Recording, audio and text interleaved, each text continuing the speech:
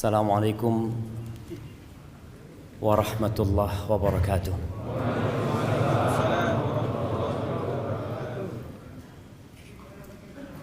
Alhamdulillah alladzi bi ni'matihi tatimmus shalihat. Segala puji bagi Allah Jalla Jalaluh yang karena nikmatnya kebaikan-kebaikan menjadi sempurna, yang karena rahmatnya niat-niat baik hamba dapat terlaksana. Malam hari ini dengan hujan yang cukup deras kita bisa sampai ke tempat ini.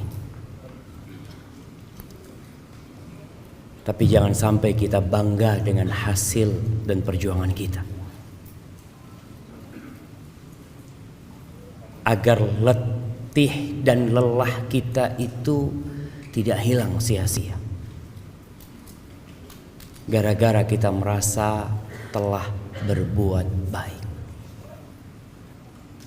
Allah yang berbuat baik kepada kita, Allah yang menggerakkan hati kita, menguatkan tubuh kita sehingga kita dapat melangkah ke tempat ini. Ada banyak orang yang mungkin lebih sehat dari kita, lebih mampu daripada kita, banyak waktu luang dia, bahkan dia nggak punya kerjaan hari ini, santai hidupnya, tapi ternyata dia nggak bisa melangkahkan kakinya ke tempat ini.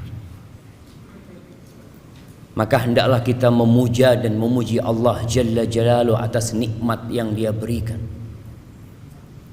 Oleh karena itu penghuni surga, tatkala mereka masuk surga,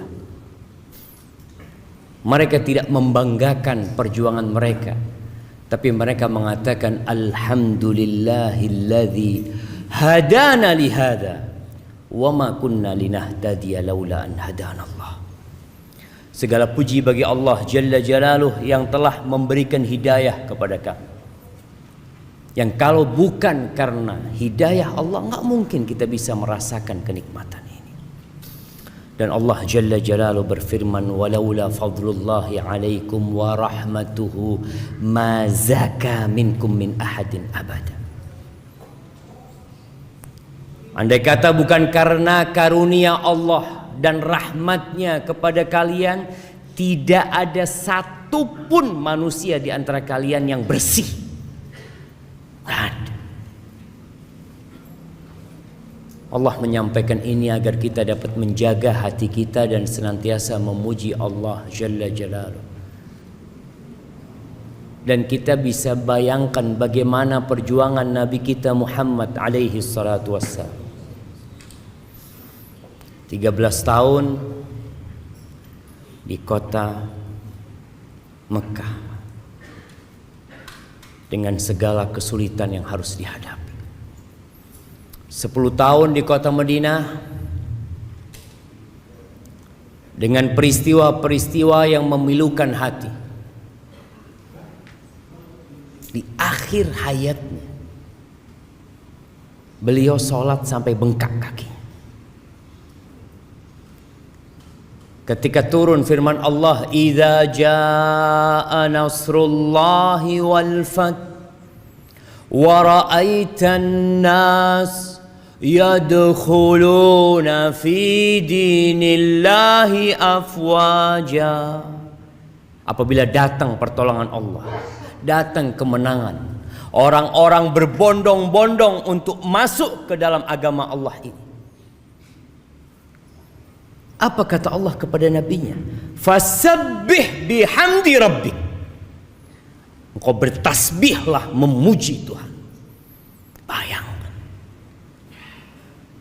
Fasabbih bihamdi rabbika wastaghfir. Disuruh minta ampun sama Allah jemaah. Itu nabi. Agar kita tahu bahwasanya kalau bukan karena karunia Allah, kita nggak akan bisa jadi orang yang bersih jemaah. Nabi disuruh beristighfar dan memuji Allah serta menyucikannya dari segala kekurangan. Innahu kana tawwaba. Maka semoga Allah membantu kita untuk senantiasa bersyukur kepada Allah, memuja dan memujinya. Allahumma salli wa sallim wa zid wa barik wa an'im ala abdika wa rasulika sayyidina wa maulana Muhammad wa ala alihi wa ashabihi ajma'in. Ya Allah, semoga salawat, salam, berkah dan nikmat senantiasa Engkau curahkan untuk hamba kekasih-Mu, untuk baginda Nabi kita Muhammad alaihi salatu wassalam, untuk keluarga beliau, untuk istri-istri beliau, untuk putra-putri beliau, dan untuk seluruh sahabat Nabi. Semoga Allah meridhai kita bersama mereka. Amma ba'd. Masya Allah, senang ana lihat masjid ini. Semoga Allah memberkahi masjid ini menjadi tempat sentral kegiatan dakwah. Jamaah rahimakumullah, selama pandemi ini yang sepertinya kita juga belum selesai dari pandemi. Apa buktinya pandemi belum selesai? Nah, jamaah, antum masih pakai masker hari ini. Nah, ana izin minum dulu ya.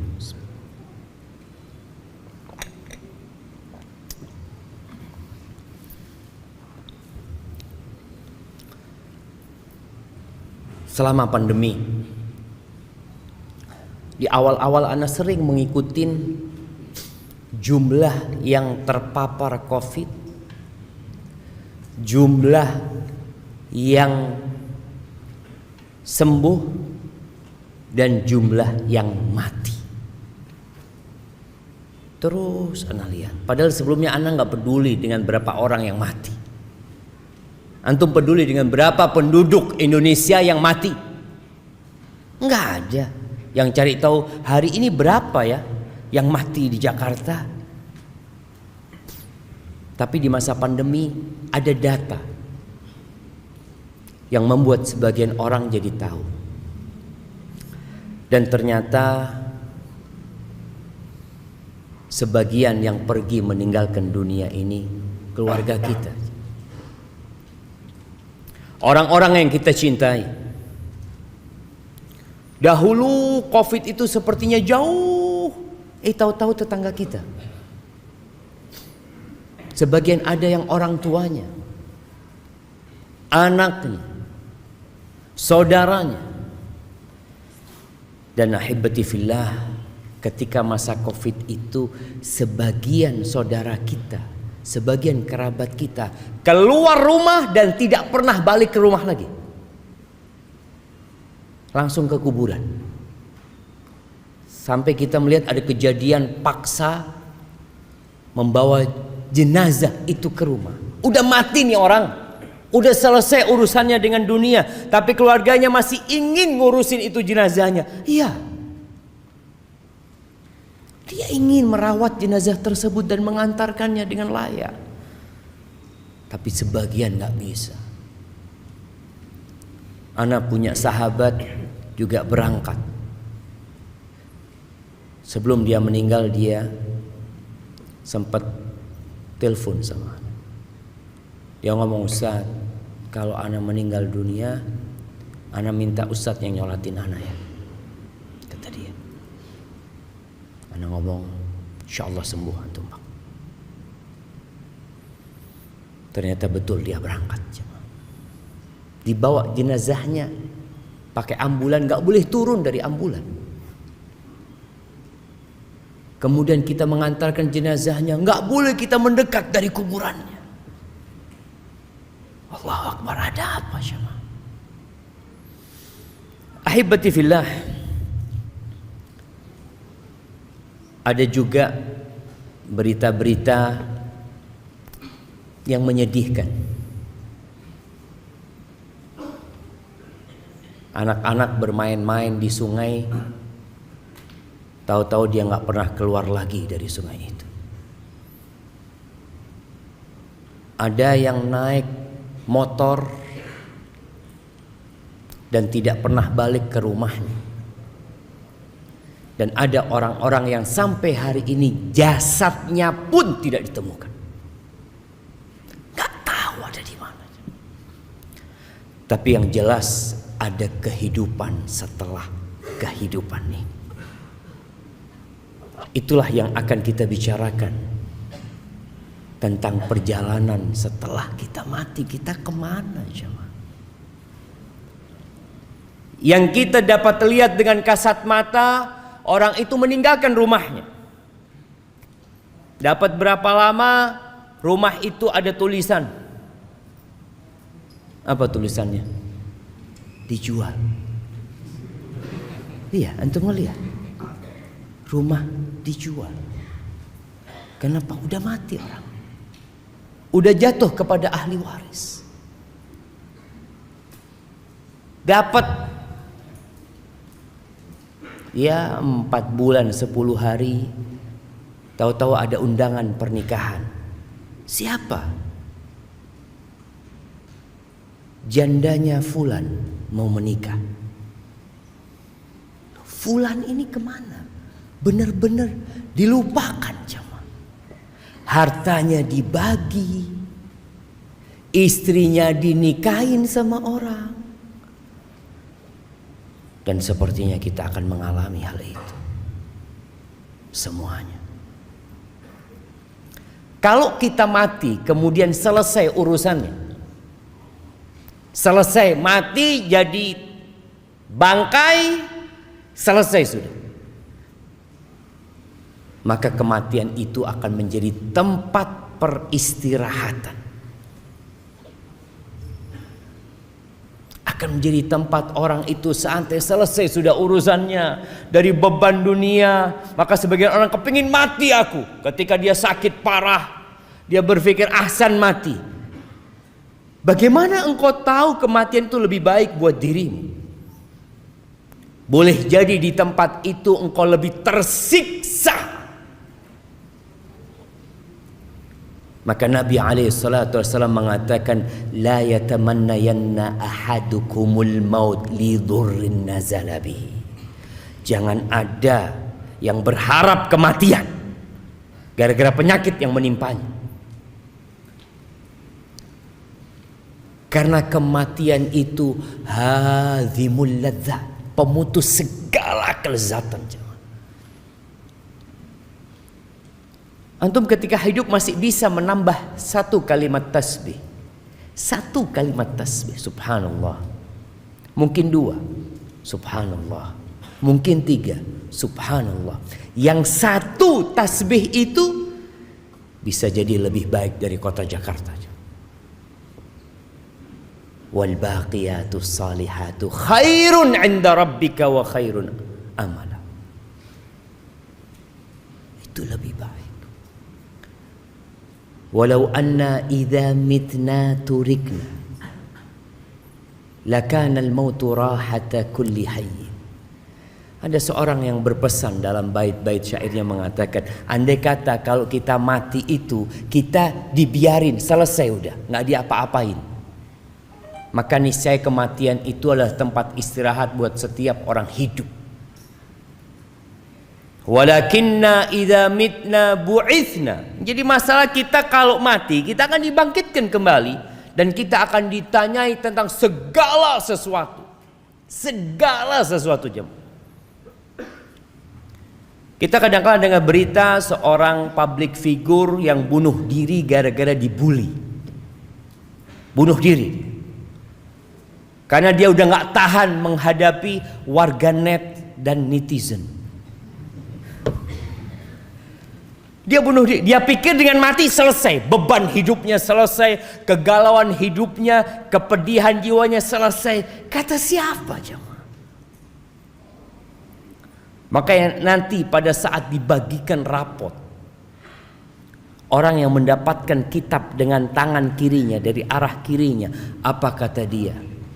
Ya laitani lam uta kitabiyah. Walam adri ma hisabiyah. Ya laitaha kanatil qadiyah. Dia berpikir, andai kata aku nggak dapat kitabku, nggak tahu dengan catatanku, andai kata kematian itu menyelesaikan segalanya. Selesai, istirahat ya. Antum punya utang, datang debt collector, ambil tali, seret, selesai sudah. Orang berpikir seperti itu. Dan sampai hari ini kita masih mendapati orang-orang yang bunuh diri. Karena dia berpikir dengan bunuh diri selesai. Iya, memang selesai segala kenikmatan dia. Putus semua kelezatan dia, putus. Tinggal bencana dan azab yang menanti dia. Ahibati fillah, kita nggak akan bisa lari dari kematian. Makanya antum nggak usah tanya kapan antum mati, tapi bagaimana tatkala kita mati nantinya. Karena itu yang menentukan perjalanan kita selanjutnya. Allah Azza wa Jalla mengatakan di surat Al-Jumu'ah ayat 8, Qul innal mauta alladhi tafirruna minhu fa innahu mulaqikum. Katakan, sesungguhnya kematian yang kalian lari darinya, pasti dia akan menjumpai kalian. Jadi orang itu bukan dikejar sama malakul maut, tapi ditunggu jemaah. Orang ini lari ya ke tempat itu, takut dari kematian. Di situ ada malakul maut yang nunggu antum. Pasti. Thumma turadduna ila alimil ghaibi wasyahadah. Setelah itu kalian akan dikembalikan kepada alimul ghaibi wasyahadah. Nah, tadi imam baca surat apa? Yang ditanya yang jawab. Nggak cukup kalau ana mau kasih sama antum semua. Dengar-dengar suara apa tadi antum? Surat apa? Belum paham antum? Surat Al-Hasyr. Pertama, pertengahan, terakhir. Terakhir, Masya Allah. Ana kasih hadiah buat antum. Masya Allah. 2 hadiahnya langsung jamaah. Barakallahu fikum. Fadal Habib. Betul, ini buat hadiah.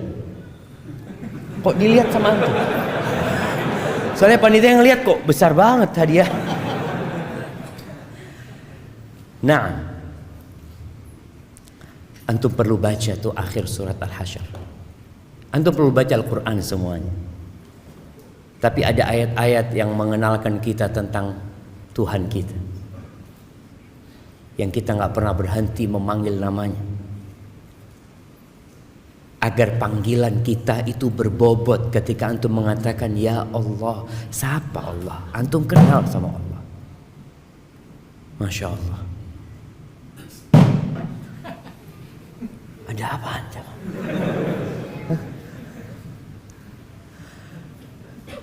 Alimul ghaib wasyahadah. Huwallahu alladzi la ilaha illahu alimul ghaib wasyahadah. Huwar rahmanur rahim. Allah itu tahu dengan yang gaib dan tahu dengan yang nyata. Masya Allah. Jazakallah khair. Malam hari ini kita tampak di tempat ini sebagai orang-orang baik. Tapi Allah tahu siapa kita yang sebenarnya.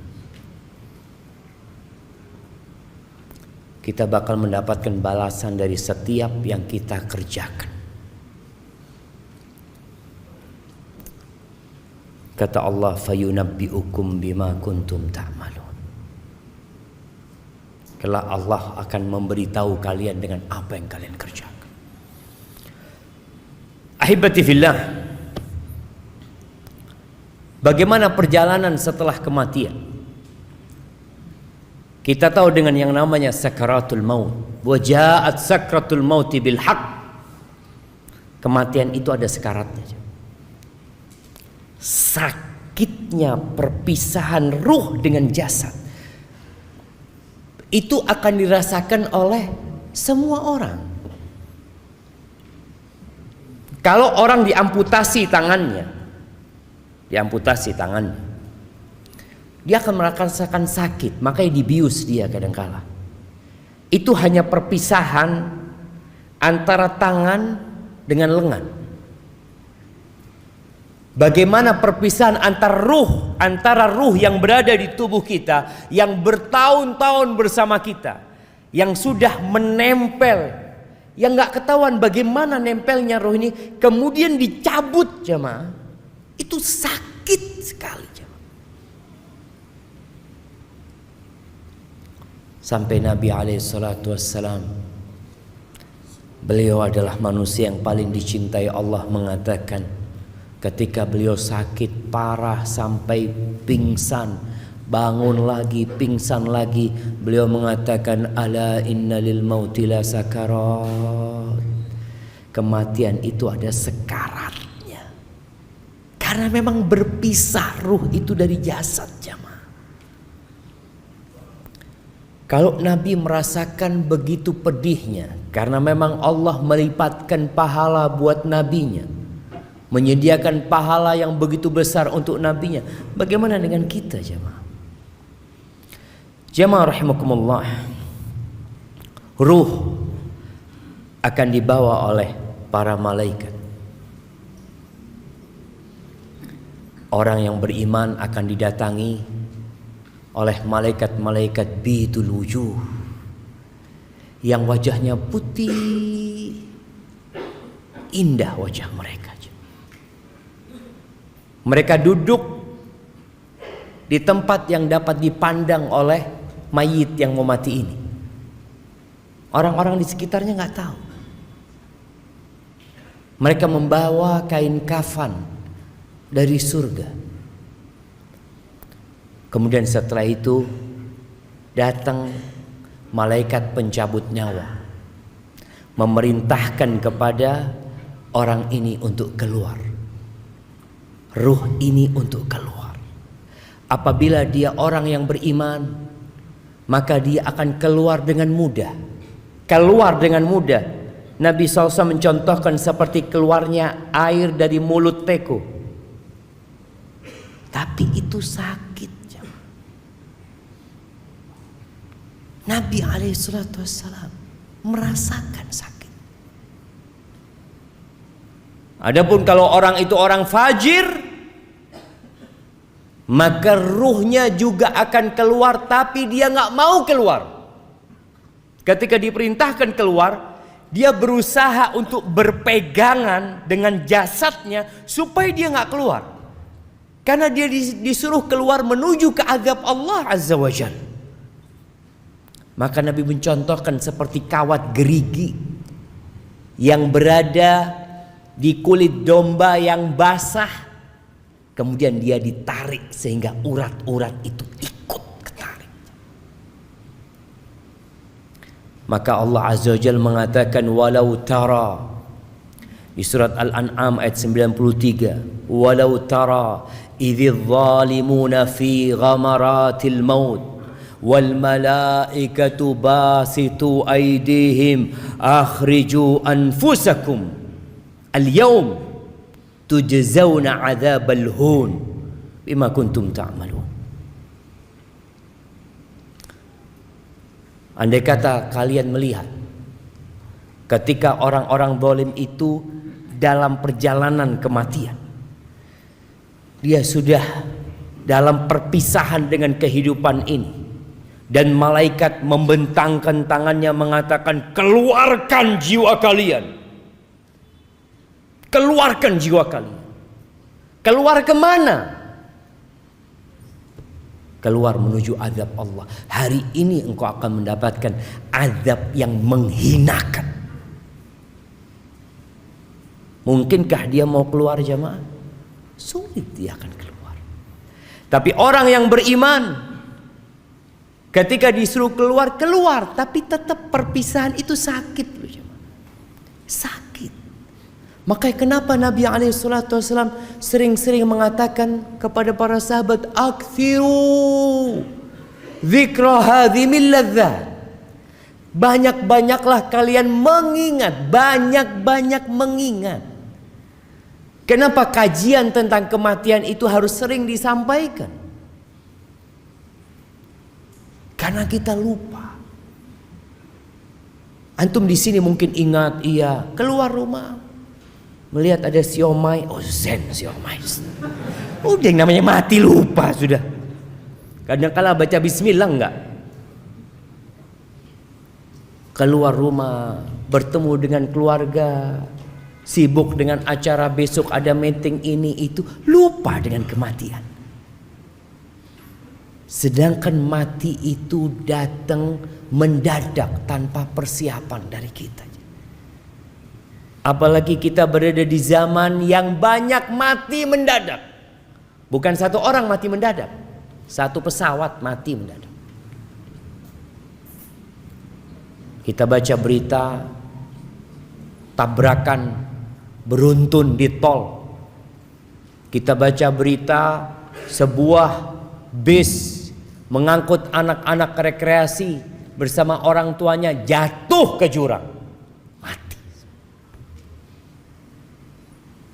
Kemarin berita kapal laut yang membawa TKI ilegal kemana? Ke Malaysia.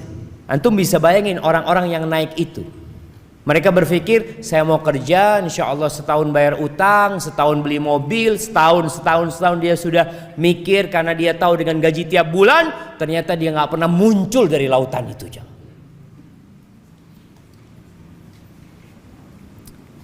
Ya, kita sering lupa. Makanya perlu diingatkan selalu. Ahibati fillah, ketika ruh ini keluar dari jasadnya, kalau dia orang yang soleh tadi, malaikat-malaikat dari langit membawa kafan dari surga yang wangi, dibungkus itu jamaah. Kemudian dibawa ke langit. Ini perjalanan ruh. Yang di rumah menangis, yang di rumah sedang sibuk memikirkan pemakaman jenazah. Ada yang berkata, gimana nih, kapan mau dimakamkan? Besok habis zuhur, apa jam 9, apa habis asar? Oh, ada anaknya yang ditunggu dari Padang, besok pagi akan terbang. Nih keluarga nggak mikirin ruhnya kemana nih. Yang dipikirkan sama keluarga apanya? Jasadnya. Jasad ini akan kembali ke tanah.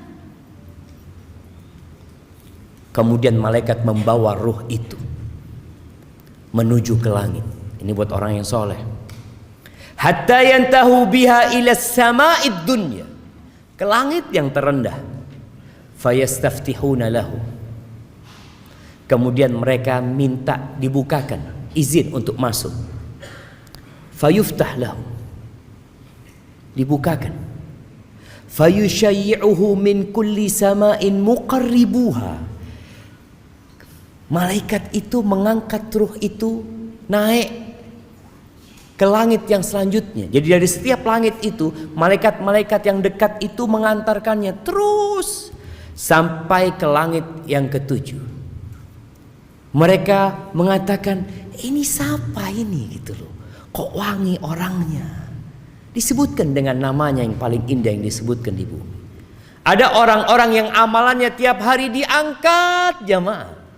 Diangkat terus amalan ini ke atas sana. Tapi ada orang yang gak pernah diangkat amalan kebajikannya, dosa yang terus diangkat. Ketika sampai ke langit ketujuh, fayaqulullah azza wa jal, Allah berfirman, uktubu kitab abdi fi illiyin, catatan hambaku ini dalam illiyin, dalam catatan yang milik orang-orang soleh di tempat yang tinggi dan indah.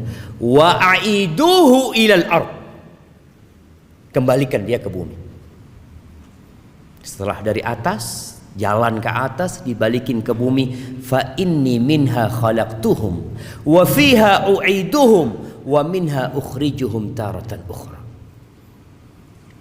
Allah mengatakan, sesungguhnya aku dari tanah menciptakan mereka, dan kepada tanah aku akan kembalikan, dan akan dikeluarkan dari tanah pula kelak pada hari kiamat. Maka akhirnya ruh itu dikembalikan ke jasadnya, kalau ada jasadnya. Karena kadang-kala orang tanya, Ustadz, gimana kalau orang itu dimakan sama ikan hiu? Yang makan ikan hiunya 17. Belum lagi nanti ikan yang kecil-kecil makan. Allah ala kulli syai'in qadir. Kalau kita bicara kekuasaan kita, kemampuan kita, ya kita akan bingung jemaah. Tapi kalau kita kenal sama Allah Azza wa Jal, innama amruhu idza arada syai'an ay yaqula lahu kun fayakun. Maka tatkala itu dimasukkan kembali ke jasadnya, mulai dia akan melewati proses fitnah, ujian. Ini ujian terakhir manusia ketika dia dikuburnya. Kenapa setiap sholat kita dianjurkan berdoa di akhir tasyahud kita, Allahumma inni a'udzubika min adzabil qabr wa min adzabi jahannam wa min fitnatil mahya wal mamat. Fitnah kehidupan dan kematian. Ini fitnah kematian yang akan dirasakan oleh setiap jiwa nanti. Dia didudukkan oleh malaikat, ditanya tentang 3 pertanyaan. Adapun kalau orang kafir yang mati atau orang fajir, maka sama, ruhnya akan diangkat. Nabi SAW menyebutkan, fayas'aduna biha fala yamurruna biha ala mala'in minal malaika. Dibawa tuh ke atas, tidak pernah mereka melewatin malaikat kecuali malaikat akan mengatakan, ma hadzal ruhul khabith. Ruhnya siapa? Ruh yang busuk ini siapa? Nggak kenal tuh malaikat-malaikat. Fayaquluna fulan bin fulan. Disebutkan nama antum. Ya bukan, mudah-mudahan bukan nama kita yang disebutkan jamaah. Artinya disebutkan nama orang ini. Orang yang jahat ini. Bi akbahi asma'ihi allati kana yusamma biha fid dunya. Dengan nama yang paling buruk yang dinamakan dia di dunia. Kita tahu kalau yang namanya penjahat itu punya banyak nama alias, apa namanya? Inisial. Alias fulan, kan banyak namanya. Padahal nama sebenarnya bagus. Umpamanya namanya dia siapa? Sirajuddin namanya. Tapi karena dia penjahat, dia nggak pakai nama itu, disebutkan alias fulan. Dia akan dipanggil dengan nama yang paling buruk yang dipanggil di dunia. Kemudian hatta yuntaha bihi ila sama'id dunya, sampai ke langit dunia minta dibukakan, fala yuftahu lahu, nggak dibukakan buat ruh ini. Thumma qara'a Rasulullah SAW, la tufattahu lahum abwabus sama, nggak akan pernah dibukakan buat mereka pintu-pintu langit. Wala yadkhulunal jannah, dan tidak akan pernah masuk surga tuh orang kafir.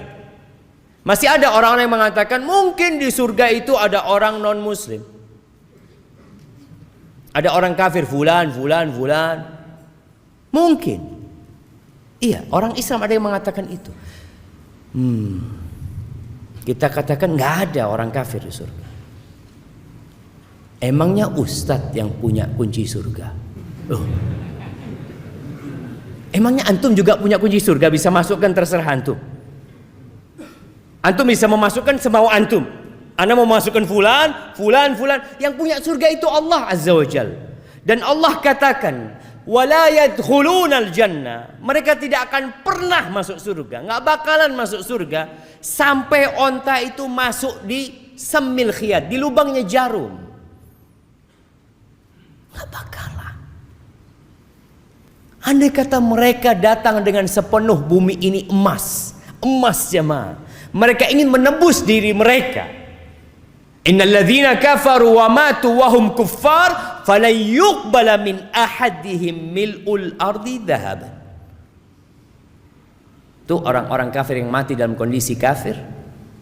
Yang mati loh jemaah. Kalau yang masih hidup kita doakan semoga dapat hidayah, semoga dia mendapatkan petunjuk. Tapi yang mati dalam kondisi kafir, kata Allah Azza wa Jalla, tidak akan diterima dari mereka sepenuh bumi ini emas. Ana pernah sodakoh ketika hidup segunung Semeru emas, nggak diterima. Jangan Semeru, sepenuh bumi ini emas, tapi karena engkau kafir, nggak bakal diterima sama Allah Azza wa Jalla. Nggak akan dapat menebus dirinya. Sedangkan orang-orang beriman, apa kata Nabi SAW? Ittaqun nar walau bisyiqqi tamrah. Selamatkan diri kalian dari api neraka walaupun dengan setengah butir kurma. Jangan bicara sepenuh bumi ini emas, setengah butir kurma itu dapat menyelamatkan kita dari api neraka, asalkan beriman. Emangnya permintaan Allah berat ya ma? Allah hanya minta qul la ilaha illallah. Allah minta itu.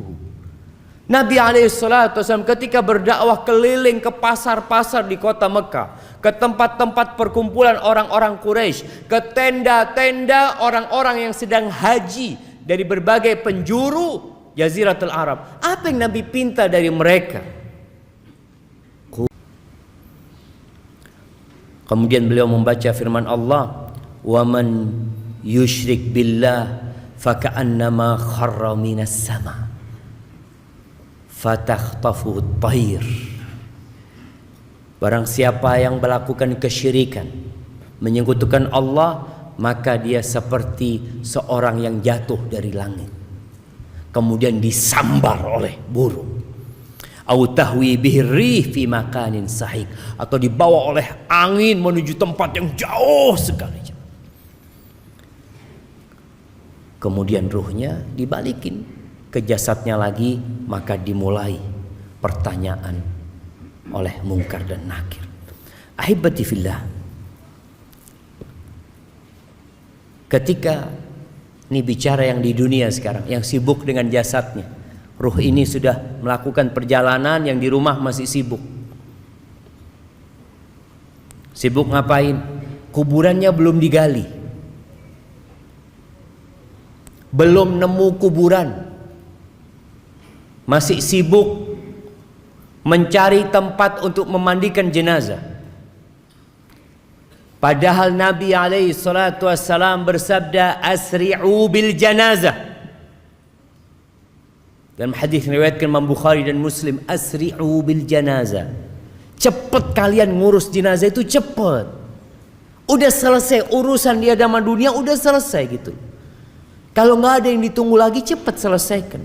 Fa in taku salihatan, kalau jenazah itu jenazahnya orang soleh, fa khairun tuqaddimunaha ilaih, maka itu kebaikan yang disegerakan buat orang ini.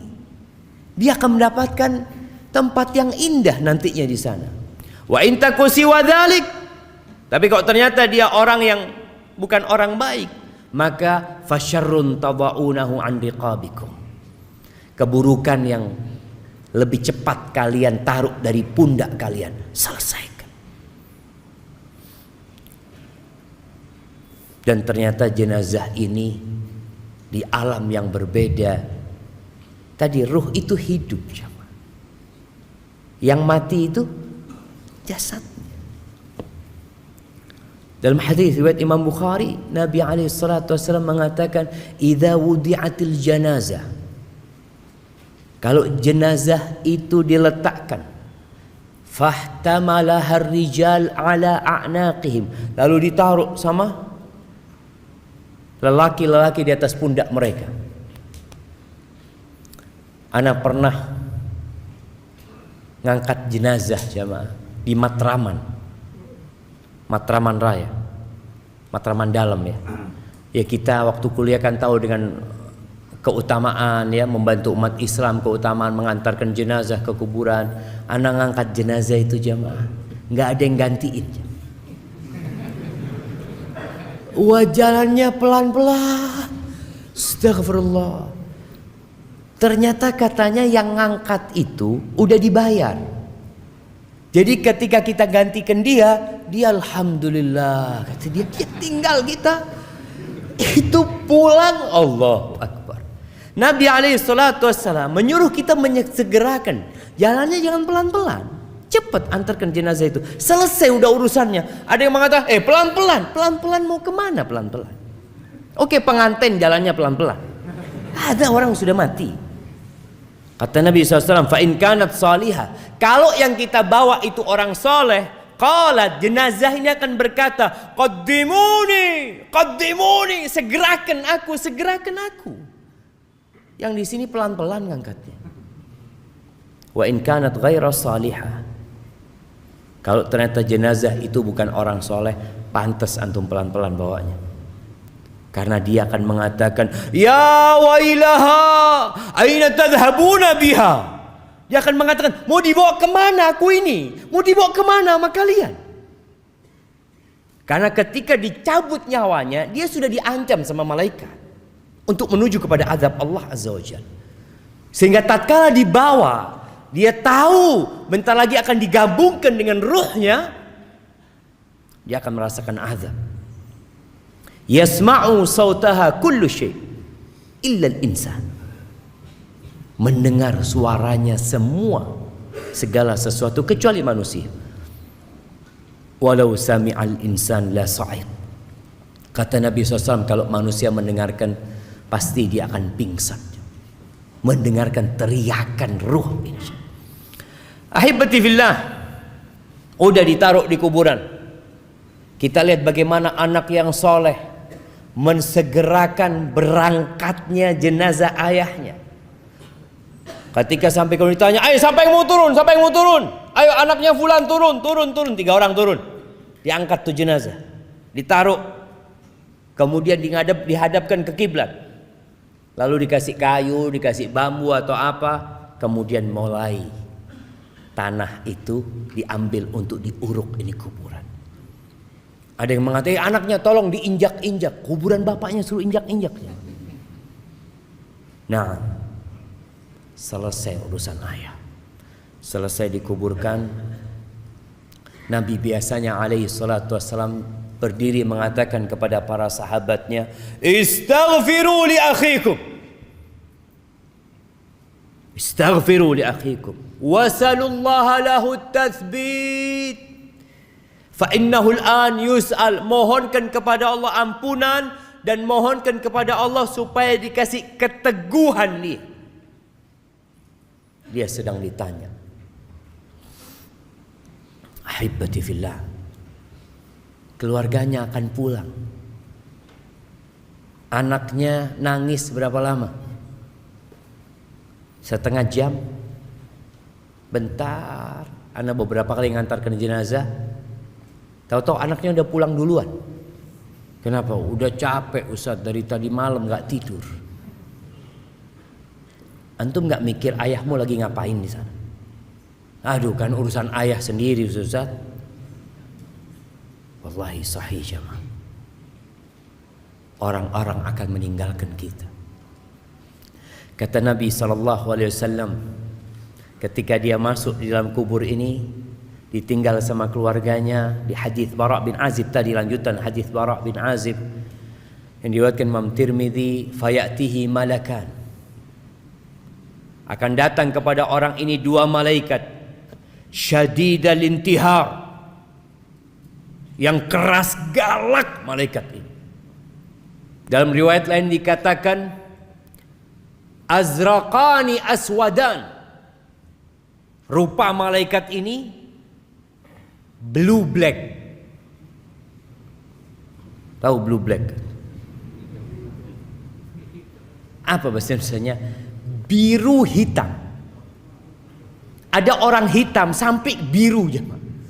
Antum ini hitam apa biru gitu ya? Ini malaikat Nabi nyebutkan. Memang digambarkan malaikat itu makhluk yang menakutkan ketika itu untuk menyidang orang ini. Maka dikatakan fitnah jamaah. Fitnah. Kenapa kita terus berdoa memohon kepada Allah, ya muqallibal qulub tsabbit qalbi ala dinik. Kenapa Nabi di atas kuburan tadi menyebutkan wasallallahu lahu tatsbit, mohonkan kepada Allah keteguhan, karena berat sekali fitnah di sana. Wa yujlisani, disuruh duduk orang ini.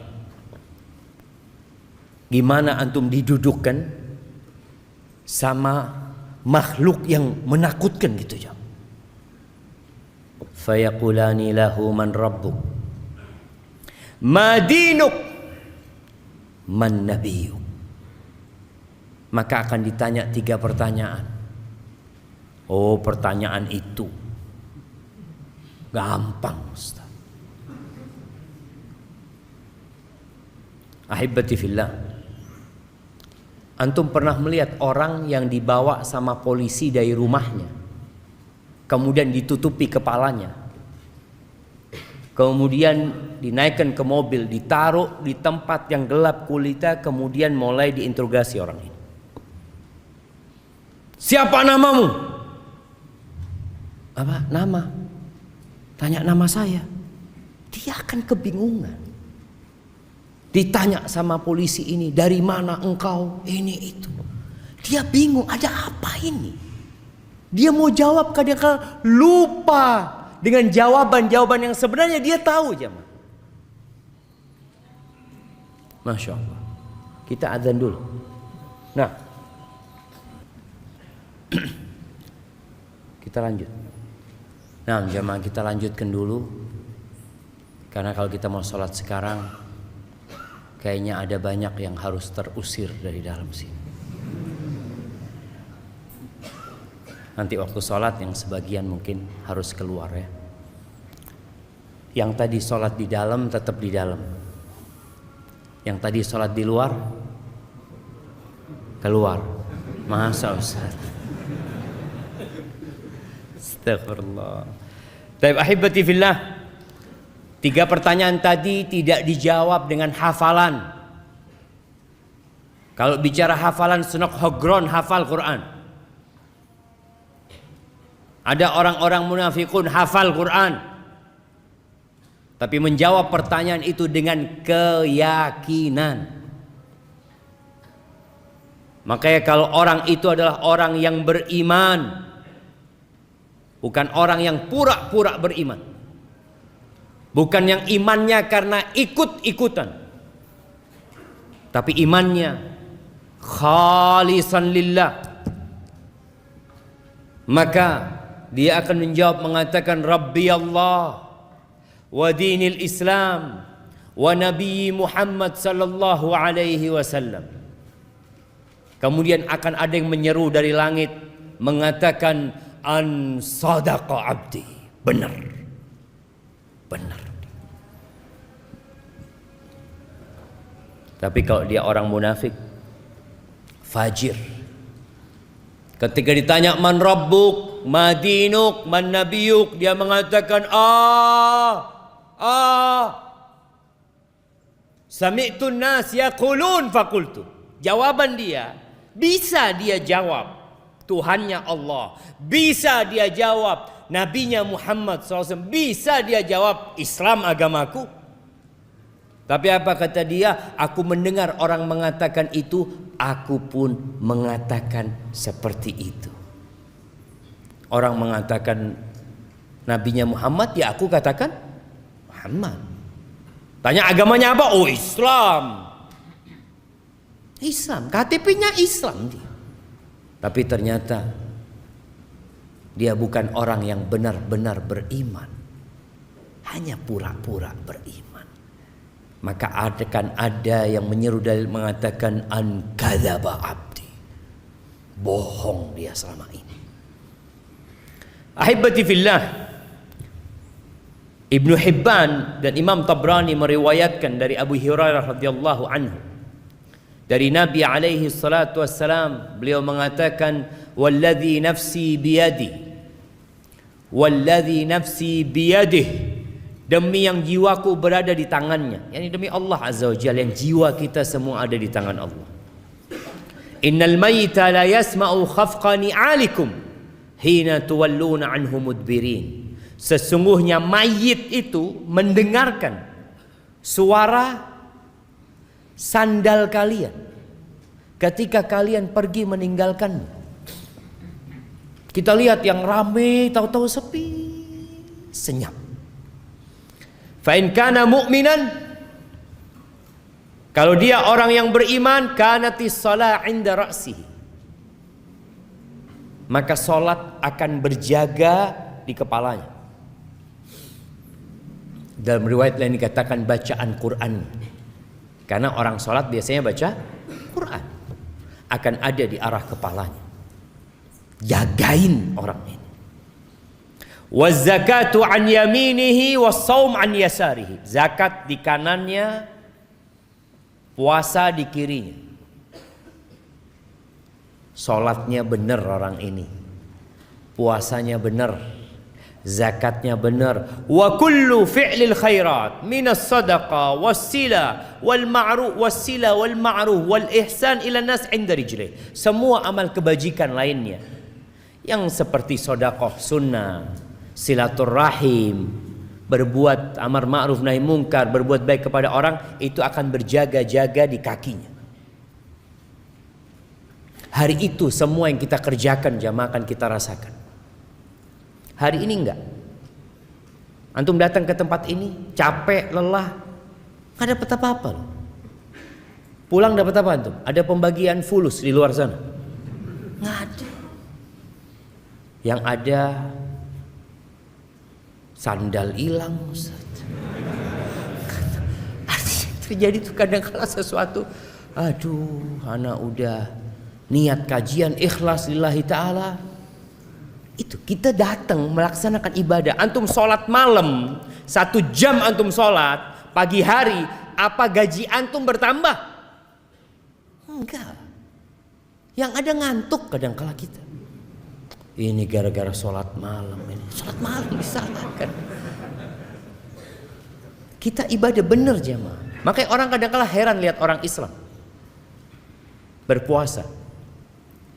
Sampai ada cerita kawan di Jepang, dia nggak boleh puasa sama perusahaan tempat dia kerja. Jangan, kata dia, kok nanti sakit. Kata dia, enggak, ini perintah Tuhanku. Apa kata bosnya? Ini aku kasih makanan, Tuhanmu nggak tahu lah, kau makan. Ini orang memang nggak beriman. Kita puasa di dalam kamar, tidak ada satupun yang melihat kita. Kita nggak makan, kita nggak minum, karena kita beriman gitu loh. Maka disinilah bagaimana zakat di kanan, puasa di kiri, jagain orang ini.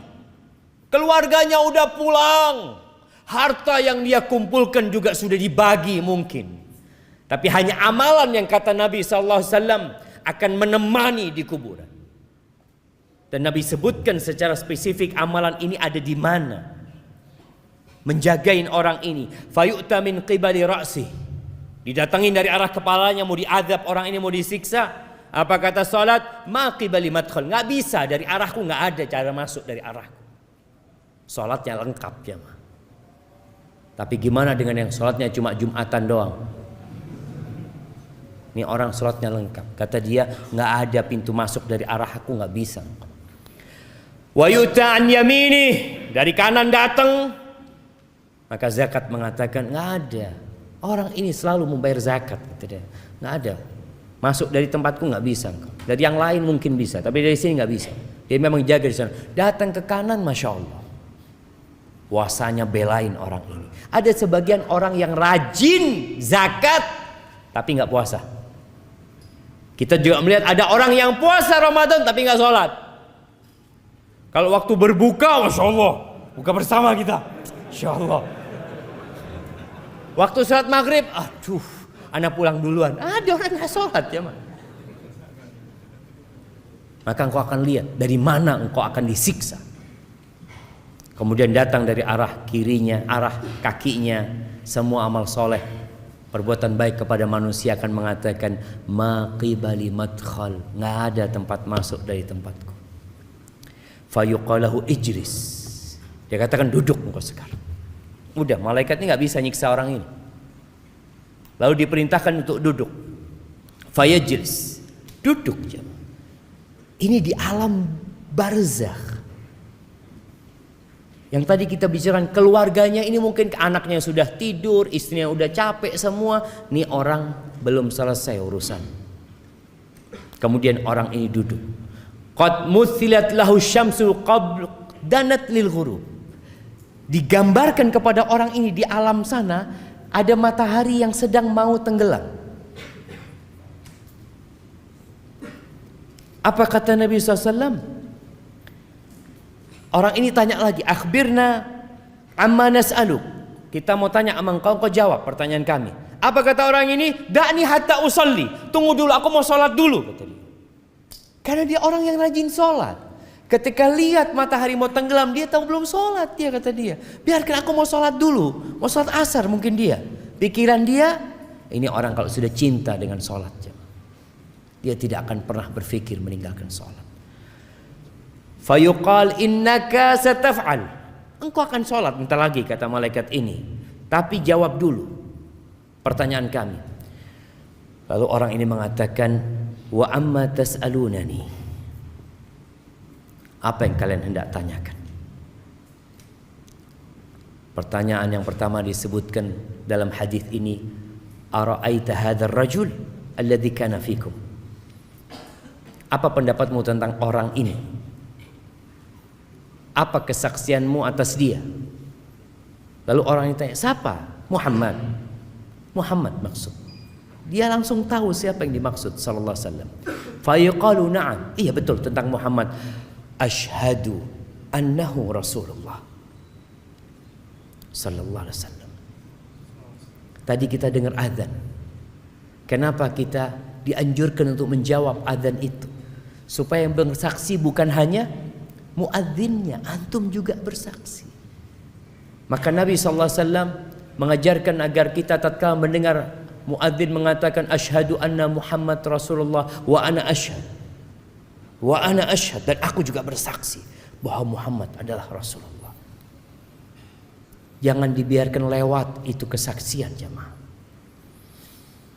Wa annahu ja'ana bil bayyinat min indillah, dia datang membawa kebenaran dari sisi Allah. Fasaddaqna, maka kami percaya dengan dia, yakin sama dia. Fayuqalu lahu ala dzalika hayy, di atas itu engkau hidup dan di atas itu engkau mati. Wa alaihi tub'atsu insyaallah, dan engkau akan dibangkitkan di atas kalimat itu juga, kesaksian itu. Adapun kalau orang-orang munafik tadi kita sudah sebutkan bagaimana dia menjawab. Malaikat akan mengatakan kepada la darait wala talaut, engkau enggak tahu, engkau enggak belajar, engkau enggak baca, hidup hanya ikut-ikutan saja. Maka akan ada yang menyeru dari langit mengatakan hambaku ini telah berdusta. Ahibati fillah, selesai pertanyaan, Allah Azza wa Jalla memberikan sebuah karunia kepada orang yang soleh ini. Apa?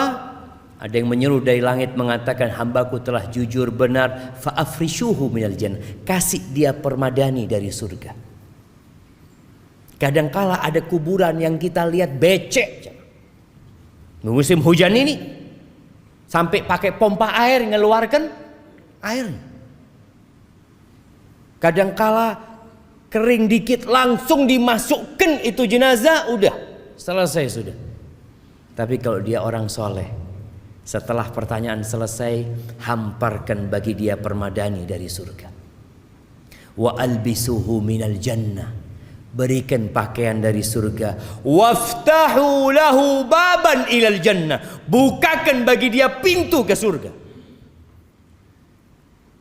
Maka dibukakan di kuburnya itu, dibukakan pintu sehingga datang aroma surga, wanginya surga, dan kuburnya kata Nabi SAW, wa yufsahu lahu fi qabrihi madda basarih, Kuburnya diluaskan sepanjang dia memandang. Karena apa? Karena kuburannya ada di kuburan yang mahal di Jakarta? Sandiaga.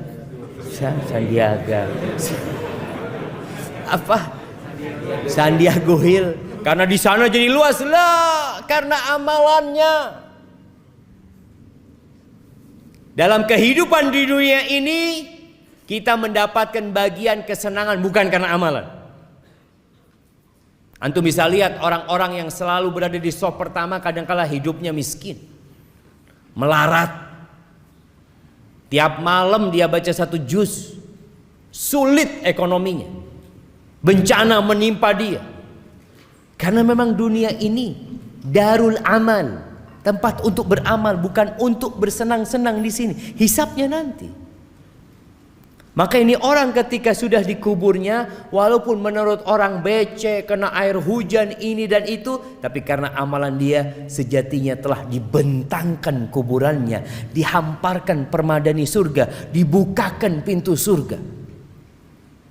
Jemaah antum bisa merasakan orang kepanasan, tahu-tahu kalau dibuka jendela, masuk AC, Allah enaknya. Dan dia akan merasakan aroma dan udara surga itu mulai di kuburan sana. Bagaimana Rasul sallallahu alaihi wasallam pernah mengatakan, innal qabra awwalu manzilatin min manazilil akhirah. Kuburan itu tempat persinggahan pertama ke akhirat. Terminalnya itu di kuburan tuh. Kalau di situ mudah hidupnya, yang selanjutnya insya Allah aman. Tapi kalau sudah di sana nggak benar, yang selanjutnya akan lebih berat. Kemudian ya namanya orang kalau sendirian, walaupun tempatnya luas nyaman, tetap kesepian. Antum bisa rasakan. Antum dikasih rumah luasnya 500 meter persegi. Kamarnya ada 17. Antum sendirian jemaah. Kira-kira gimana perasaan antum di sana? Kayaknya ahsan ana di gubuk reot tapi sama sohib-sohib. Ada kawannya. Maka Allah memberikan kawan kepada orang ini. Wa yatihi rajulun hasanul wajhi. Datang kepadanya seorang dengan wajah yang indah.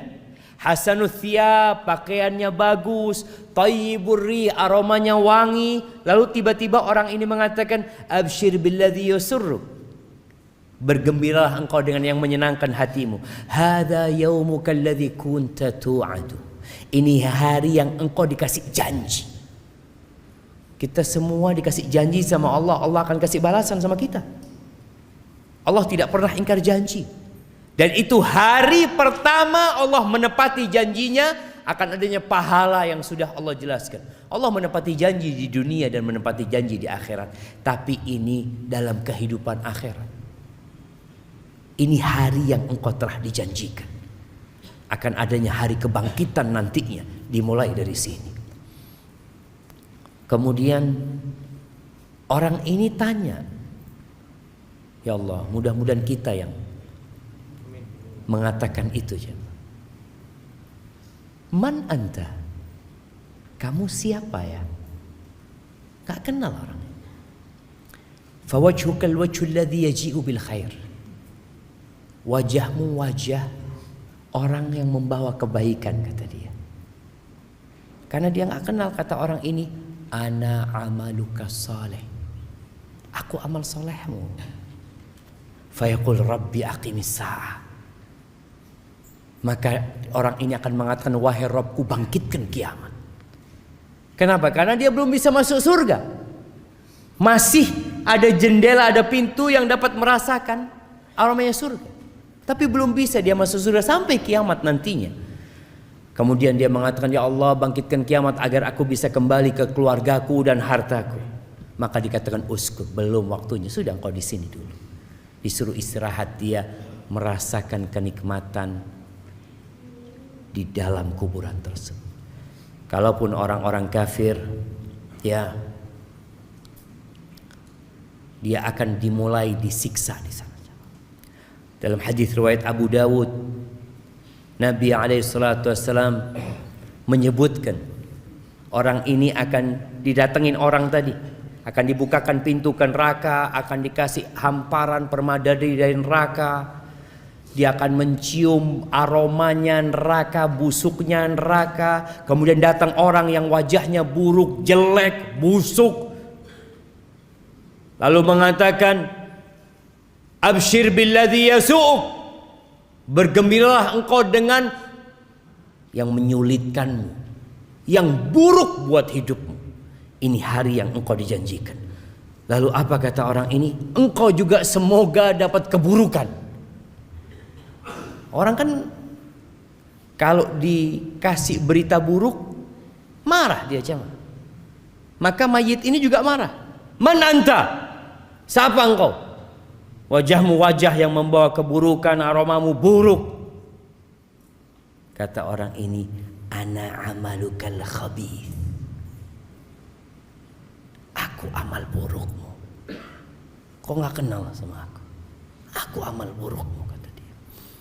Fawallahi, kata amal ini, orang ini mengatakan, demi Allah, ma alimtuka illa kunta bati'an an ta'atillah. Aku enggak pernah kenal engkau kecuali orang yang lambat dalam ketaatan, sari'an ila ma'siyatillah. Kalau diajak maksiat cepat engkau orang. Fajazakallahu syarran. Semoga Allah memberikan balasan yang buruk buat engkau. Kemudian Allah kirim orang a'ma, asam, abkam. Orang yang kata Nabi SAW buta, tuli, bisu. Pegang mizrabah. Dia pegang semacam palu yang besar, yang kalau palu ini digunakan untuk menghantam gunung Semeru itu jamaah, kana turaban. Gunung itu akan jadi rata sama tanah, jadi debu. Lau duriba biha jabalun kana turaban. Fayadribuhu, maka orang ini dipukul dengan palu itu sampai menjadi debu. Kemudian dikembalikan, kemudian dipukul, dia berteriak-teriak, dia menjerit, tapi nggak ada gunanya, nggak ada penyesalan yang bermanfaat pada waktu itu. Selesai sudah. Karpetnya dari neraka, aroma neraka datang, maka dia hidup dalam ketakutan sampai kiamat. Berapa tahun kita hidup di dunia? 70 tahun mungkin, kalau sampai. Maka ahibati fillah, jangan sibuk dengan perjalanan hidup di dunia, lupa dengan perjalanan hidup setelah kematian yang akan lebih lama dan lebih panjang hidup kita di sana. Nabi kita Muhammad alaihi salatu wassalam, berapa lama hidup di rumah yang hanya 5 kali 5? Berapa lama beliau hidup di rumah itu? Di kota Madinah beliau hidup 10 tahun di tempat itu. Di Mekah penuh dengan gangguan, hidup selama 53 tahun Nabi SAW. Hanya 63 tahun di muka bumi ini. Dan Nabi di kuburannya sudah berapa tahun? Antum? Berapa tahun Nabi di kuburan?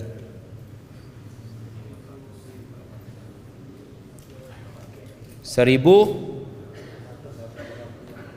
340. 1435.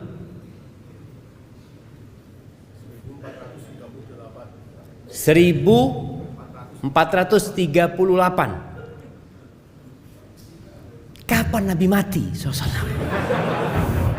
Ngitungnya itu dari tanggal Nabi meninggal dunia. Nah, 1380. Ya, hampir benar. Belum benar. 1433. Sekarang tahun berapa? Tahun berapa? Sekarang 1443.